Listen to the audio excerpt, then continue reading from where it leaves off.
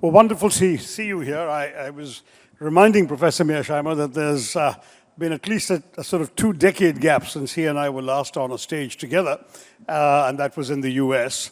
I'm just delighted to have him here because he is one of the world's foremost realist thinkers. His famous thesis about great powers, the reason why states in their concern for survival tend to arm themselves and get into conflicts they might not necessarily be seeking, but which become inevitable because of their clashing ambitions. This is a thesis that has been hugely influential and has made him a distinctively recognizable advocate of what is known as the realist school of international relations. I'm going to turn to him twice today because he's with us this morning to talk about India-US relations, and this afternoon with Professor Monica Duffy-Toft and Professor Yu Shentong from Tsinghua University to talk about the larger global picture. But today we'll begin by talking about the question that's on everyone's mind, and I think before we get into the nitty-gritty of the things that are on your and my minds as Indians, I think it's only fair to ask Professor Mearsheimer to lay out for us very briefly his key understanding of international relations and how that relates to the US-India relationship. Professor, you have the floor for the first sort of laying out the context kind of question. Thank you very much for the kind introduction, and thank you very much to the organizers for inviting me to be here today. To talk a little bit about my worldview and how it relates to US-India relations. The key point to remember is that I think that it's largely shaped, and when I say it, I'm talking about the US-India relationship, is by and large shaped by geopolitics. A lot of people tend to think that the fact that India is a democracy and the United States is a democracy is what really explains the relationship between the two countries. I don't believe this at all. I believe it's geopolitics that drives the train.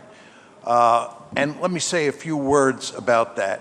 I was actually born the same year that India was born, 1947, and both India and I have lived through 3 periods: the bipolar Cold War world, the unipolar moment, which ran from roughly 1992 to 2017, and now the multipolar world that we exist in, which I believe started about 2017. In that bipolar world, India and the United States definitely had a rocky relationship. I remember it very well. And the reason that India and the United States had a rocky relationship was largely because of how India related to the Cold War, how India related to the competition between the United States and the Soviet Union. And the fact is that it was remarkably smart for India to be non-aligned, not to get too close to the United States or too close to the Soviet Union. And that, of course, angered the Americans. But if you think about it, India was the only major power during the Cold War that did not align with either the United States or the Soviet Union. Every other major power did. And again, the result of that was a rocky relationship. Then the unipolar moment came. This really happens about 1992, after the Cold War ends and the Soviet Union breaks apart. And because the Soviet Union has disappeared, and the United States and Russia have reasonably good relations throughout the unipolar moment, India is in a sweet spot. It's in a position where it doesn't have to choose between the Soviet Union and the United States. And what happens is that relations between the United States and India begin to improve in significant ways. Then comes multipolarity, roughly around 2017. And when I talk about multipolarity, we're talking about a world where China and Russia are great powers in addition to the United States. We have 3 great powers in the system. And the peer competitor to the United States is not Russia, it's China. So you would expect from a realist point of view that the United States will balance against China, which of course it has been doing.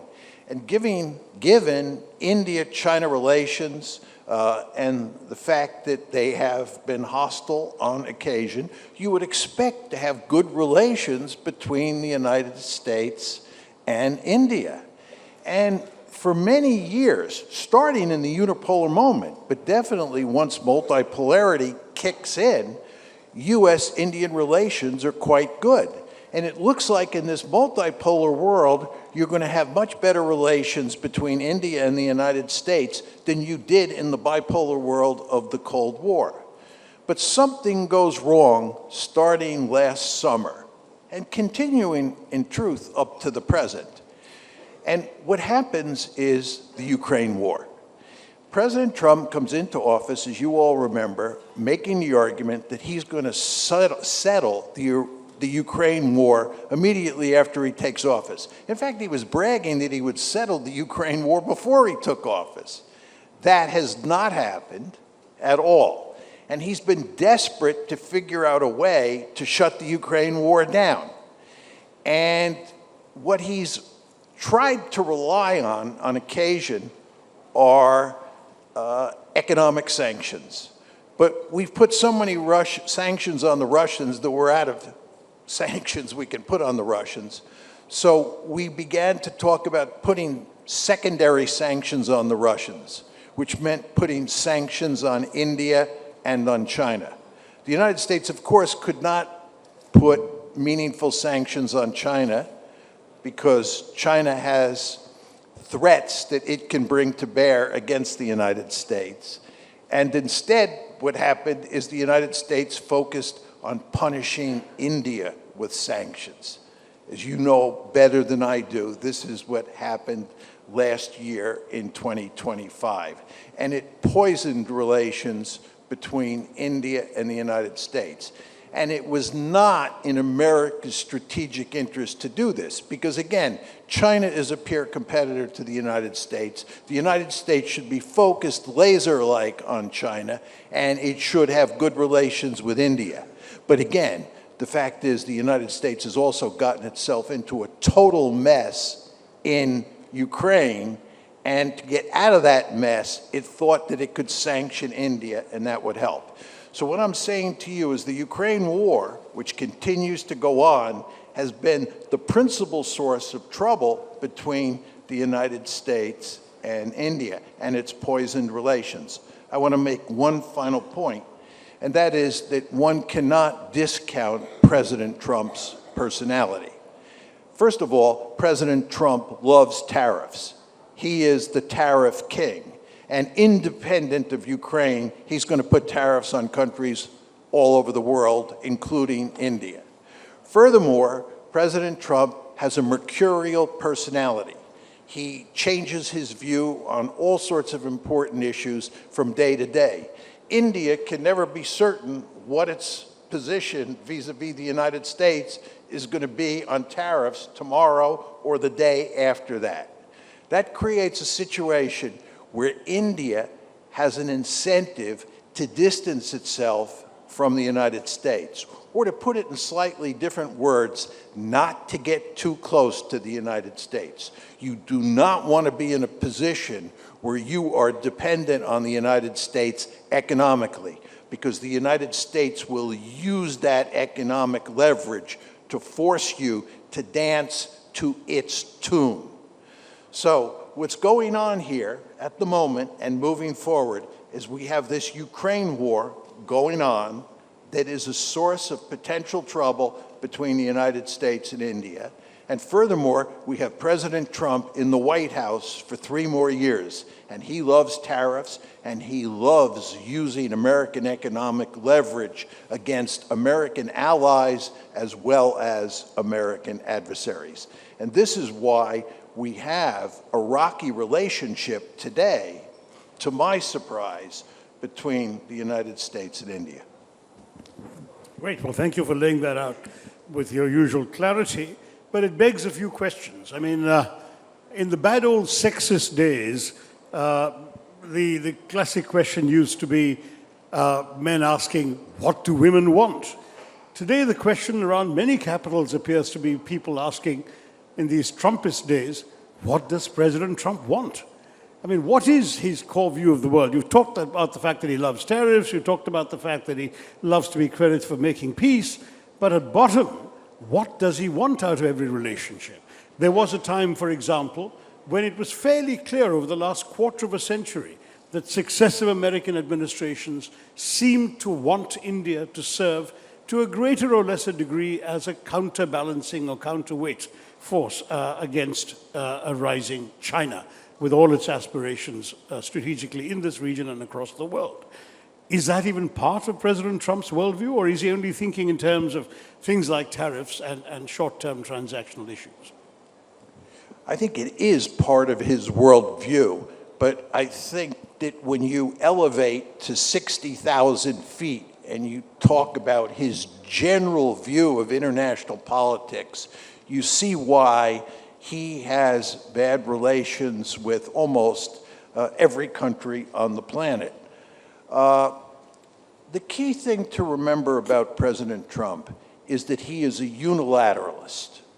And as a unilateralist, he hates multilateral institutions, which is another way of saying he hates international institutions, because you know international institutions involve rules, and rules tie him down. So no unilateralist, and he is a paradigmatic unilateralist, is going to like multilateral institutions. Furthermore, he hates international law. And he doesn't like international law for the same reason he doesn't like international institutions. It puts limits on his power. Again, he is a unilateralist. And with regard to allies, he does not treat allies much differently than he treats America's adversaries. In fact, one could argue he's tougher on our allies than he is on our adversaries. That's not so true with regard to India, South Korea, Japan, the Asian allies of the United States. But if you look at how President Trump treats the European allies, it's really quite remarkable how he slaps them around. But this is exactly what you would expect from a unilateralist. And because the United States is incredibly powerful, he has lots of levers, lots of instruments that he can use to facilitate that that unilateralism. But the argument I would make is that it's not in America's national interest. There is no way that you can operate in the contemporary world without institutions and without international law. As all of you, I'm sure, understand, we meaning the United States, created almost all those institutions. We wrote the international law, and we did it because we thought it was in our interest, and we thought we could write the rules and we could write the laws so they benefited the United States, which they did. All of that is a way of saying that President Trump's approach to wrecking international law and wrecking international institutions is not in the American national interest. We need institutions, we need international law, and we need close allies. Interesting, but then, one of the key questions laying behind my previous question was the big mystery of how Washington, D.C. views India. For us, it's not that we particularly wanted to play along necessarily with the desire, for example, of many in Washington, that we would be a counterweight to China, but with this new unilateralism that's coming out of Washington, is it even relevant that India could be a significant rising power alternative to China? Is it even necessarily a factor in the calculations of policymakers in Washington that India sees itself increasingly as a rising technological power and potentially, therefore, a worthwhile partner with a fairly major success in developing public digital infrastructure? Is India's role in terms of serving as a sort of strategic swing power in some global competition, is this at all a factor in thinking? Or is it all about specific sort of nuts and bolts individual issues such as the ones you mentioned, tariffs, Ukraine war, whatever? I mean, it's Mr. Trump's freedom to get his own way. How does India figure into the calculations of policymakers? And a sub-question of that is, are policymakers even relevant, or is it only Mr. Trump? I think that most American policymakers and huge chunks of people in the educated elite in the United States who focus on foreign policy believe that India is a rising great power and will, in the years ahead, be one of the great powers in the world. When I go around and say that we live in a multipolar world, and I say the three great powers in the system are the United States, China, and Russia, I would say 20% of the people that I talk to say you should include India as well. And if I say that I don't think India is a great power today, which I don't, they make the argument that India will be a great power. Furthermore, I think most American policymakers understand that India is an important player in the American effort to contain China.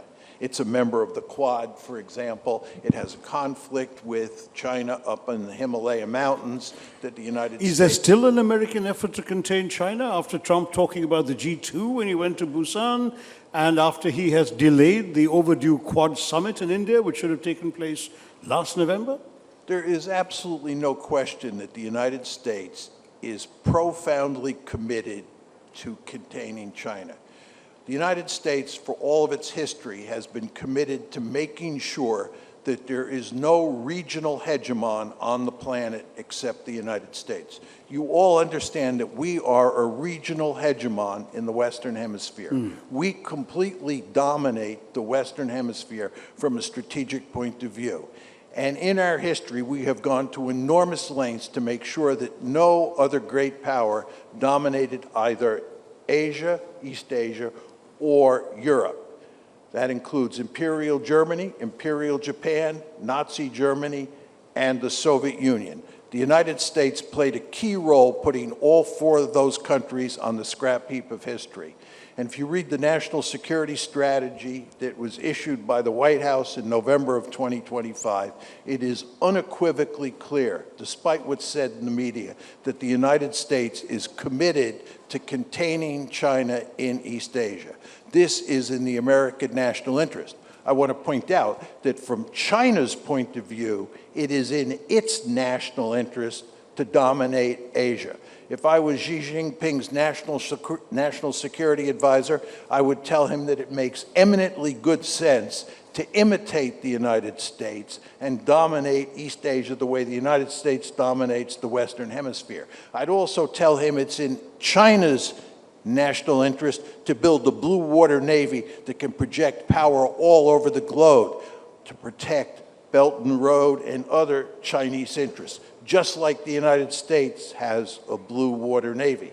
So the Chinese are a peer competitor that are interested in being at least as powerful, if not more powerful, than the United States. And they should be.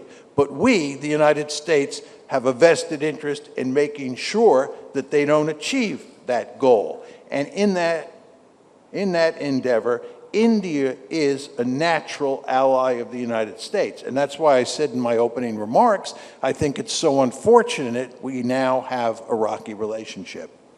Right. Well, I think there's been some reluctance on the part of the Indian foreign policy establishment to be seen as playing the US's game, to put it very bluntly.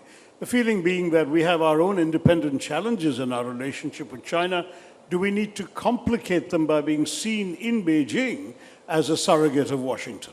And I think this is one of the things that has been jeopardized in the rocky 9 or 10 months of the relationship we have endured between Washington and New Delhi, is it has reinforced the hands of those who are skeptical about the merits of India falling into a US policy design vis-a-vis China. So in many ways, Washington has got to be aware of the complications here. I mentioned technology because we saw this very interesting sort of sidestepping dance when America announced a new alliance, Pax Silica, that is obviously intended to be an alternative supply chain to China on high technology items, including rare earths and so on, and then left India out of it at that time. Some months later, about 3 months after the initial announcement, America has sort of moved back a bit and invited India to join it, which wasn't there at the beginning, and India has now joined it 2 days ago. So there's sort of evidence on both sides of the ledger. But I would have always thought that, for example, in something like developing an alternative set of AI and technology models to what's available coming out of China, that the US would have seen India as a national partner, as a natural partner. And yet, when Pax Silica was devised, India wasn't there. Is there sort of confused thinking about India in all of these contexts in Washington? Or is there no thinking at all? Well, let me just start by saying that, as I emphasized in my previous set of comments, I think the United States and China have a particular set of interests of their own, which they should pursue. I do believe that countries should focus primarily on what is in their national interest, and that applies to India as well. And I think that India should go to great lengths not to become too dependent on the United States, either economically or militarily. And I believe that most Indians understand that. That was certainly the case during the Cold War, as I emphasized early on. It was in India's national interest to be non-aligned, to not get too close to the United States, even if it angered the United States. The problem that India faces today is that it has powerful incentives to have close relations with the United States, both economically, as you allude to, and both strategically, as I said in my opening comments. And I believe that up until the summer of last year, the Indians believed that they were going to have a close and positive relationship with the United States. But then the tariffs were placed on India. Trump made a number of comments that were deeply antagonistic to the Indian people, and we are where we are today. But what this tells you is that India is in a situation where it has sort of a schizophrenic attitude towards the United States. It understands that from a technological or economic point of view, and from a strategic point of view, it has powerful incentives to have close relations with the United States. But at the same time, given what's happened over the past year, it has powerful incentives not to get too close to the United States. So my advice to India would be to try to walk a fine line, not get too close, but understand that you do have incentives to have good relations with the United States. Well, that's precisely what we are trying to do, is to dance delicately on that particular tightrope. But the fact is that from a Washington point, I mean, I wrote a column some months ago recalling the who lost China debates of the 1950s and asking whether the time would come in the not too distant future when American foreign policy experts might be asking who lost India because of the way in which these developments over the summer took place. I think it's fair to say that President Trump has dialed back a bit from some of the unnecessarily contemptuous rhetoric and the unnecessarily negative language. But some of the substantive lessons learned from that episode will still give pause to people in India, as you can well understand. If I can make one point on this, the United States does not pay that much attention to India these days because it is bogged down in the Middle East, it is bogged down in Ukraine, and now President Trump has decided to go on a nation-building spree in the Western Hemisphere. He's doing social engineering in Venezuela, he's going to do social engineering in Cuba, maybe Nicaragua. He's talking about making Canada the 51st state. He's talking about conquering Greenland. So he has this whole agenda in the Western Hemisphere. And again, you read the newspaper every morning looking to see whether we've started war against Iran. We're bogged down in the Middle East. We're bogged down in Ukraine. And of course, we have to deal with China at the same time. And President Trump is going to meet with Xi Jinping later this month. Or I guess it's next month.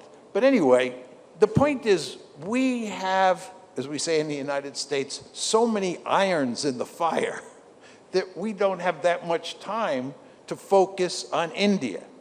And this is actually good news for India, because you don't want the United States focusing too much attention on you, because it just leads to trouble. That's fair enough. But, again, we're talking about, as you rightly said, the forthcoming March meeting between President Trump and President Xi.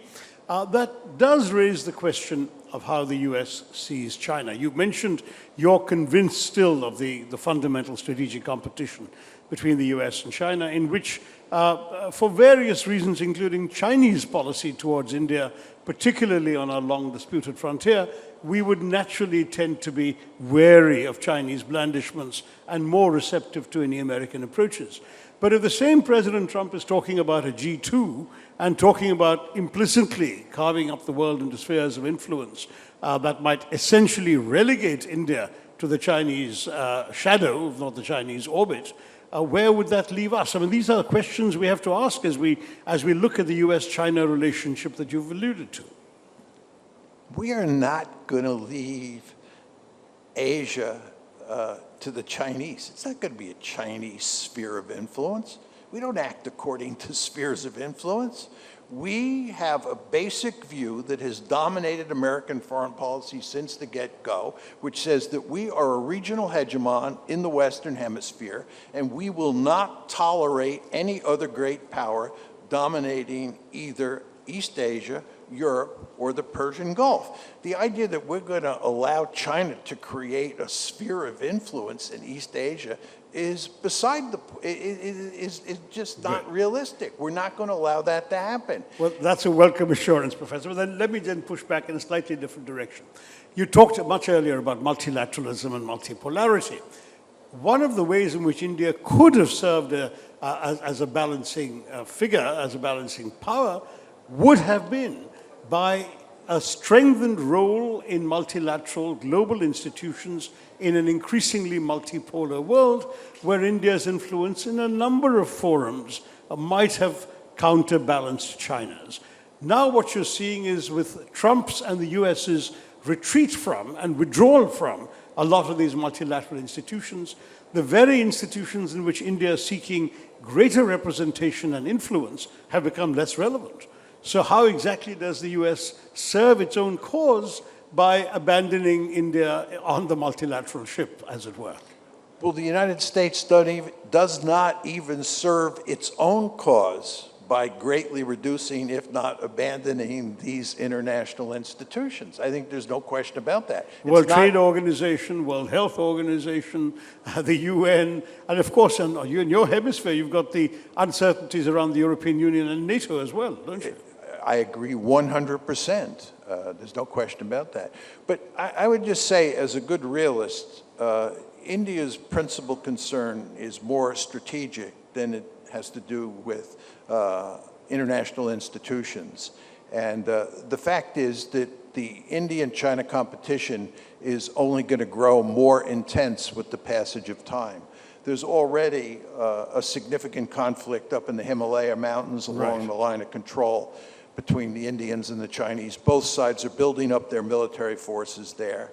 China and Pakistan are going to be closer and closer allies with the passage of time. Oh, they already are, extremely close. Yes, we've just had a taste of it in our little 4-day conflict last year. I fully understand that, but I would argue it's going to get even closer. Furthermore, as I said to you, you want to understand the Chinese are building a blue water navy, and that blue water navy is going to be principally designed in the beginning to project power to the Persian Gulf. And that means it's going to come through the Indian Ocean. So India is going to face a powerful Chinese navy, in addition to the problem of Pakistan, in addition to the problem on the Himalaya Mountains. And again, this is what will drive the United States and India to have good relations moving forward.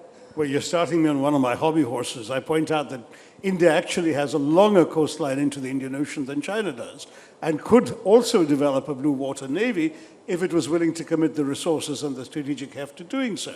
And it's better positioned bang in the middle of the ocean than China, which is on one side of it. So in many, many ways, a naval competition is a natural area for India to assert itself, but that's a whole different topic, I guess. And I don't think the US is averse to that, but nor has been particularly helpful in promoting such ambitions. I agree with that, but let me just make one quick set of points. I believe that the two building blocks of military power are population size and wealth. And I think the reason that China is a peer competitor of the United States today, and the United States views China as its principal threat or its principal adversary, is because China has a huge population and it has a great deal of wealth. And it's especially sophisticated, it's especially good at developing sophisticated technologies. Now, if you look at India today and you look at India moving forward and you think about those two building blocks, in terms of population, India now has slightly more people than China does. And if you project out 50 years, India will have a significantly larger population than China. So in terms of that building block, India is in excellent shape. The problem is wealth. And in terms of wealth generation, the big question on the table is, will the Indian economy grow by leaps and bounds over the next 50 years, the way the Chinese economy grew by leaps and bounds from, let's say, 1990 up to the present? But there is a related question. The US was a hugely influential factor in facilitating China's growth and wealth. Will it play a similar role with India? There were massive American investments in the Chinese economy, massive American transfers of technology, willing and otherwise, and China's growth owed a tremendous degree to the impetus provided by American business involvement. I would argue that the United States, for the foreseeable future, has an incentive to help the Indian economy grow for the purpose of balancing against China. And let me just tell you two quick stories on that front. First of all, if you go back to the Cold War, as almost all of you know, from roughly 1945 until the late 1960s, early 1970s, China and the Soviet Union were allies. Then starting in 1972, the United States flipped China, and China became an ally of the United States against the Soviet Union during the last part of the Cold War. And during that part of the Cold War, we had a powerful incentive in helping the Chinese economy grow for purposes of containing the Soviet Union. Two other examples, Germany and Japan. During the Cold War, Germany and Japan flourished economically. They were able to generate great amounts of wealth. The United States was willing to help the German and Japanese economy recover from World War II and to have those two economies grow by leaps and bounds, because Germany in Europe and Japan in East Asia were our two principal partners for the purpose of containing the Soviet Union. So I would argue, if you think about India and China, we, the Americans, have a deep-seated interest in helping the Indians get richer, right, so that India becomes more powerful, so that it can help us contain China. From your point of view, you have a profound interest in making sure that your economy grows at a rapid pace for the next 50 years, because given your population size, if you become a really wealthy country, you may become the most powerful state on the planet. Well, this is a wonderful note on which to end. Our time is up. The half an hour went very quickly. But I do want to say, first of all, that I hope that this last message, that the US has a vested interest in India's growth, will also be heard in Washington. I'd be grateful if you start saying this in the US policy space in which people do listen to you. And the second thing that I think, one question the organizers wanted me to end with is, how do you, and by extension, how does the US see our Prime Minister and the government of India today? I think there's no question that the American government, the Trump administration, looks very favorably on the Modi administration. I think these two governments in Washington are seen as birds of a feather. They're both basically right-wing governments, and I use that phrase in a benign way. And I think that President Trump personally likes Prime Minister Modi, and although I think Prime Minister Modi has mixed emotions about President Trump today, by and large, he views him in terms of politics and in terms of strategy as a natural ally. Good to hear that. Well, I look forward to having you back in the afternoon when we are joined by a Chinese scholar and an American scholar for further discussions on the broader world disorder that we should be discussing. But meanwhile, on India-US relations, thank you for that wonderful perspective. Professor John Mearsheimer, do give him a hand, ladies and gentlemen.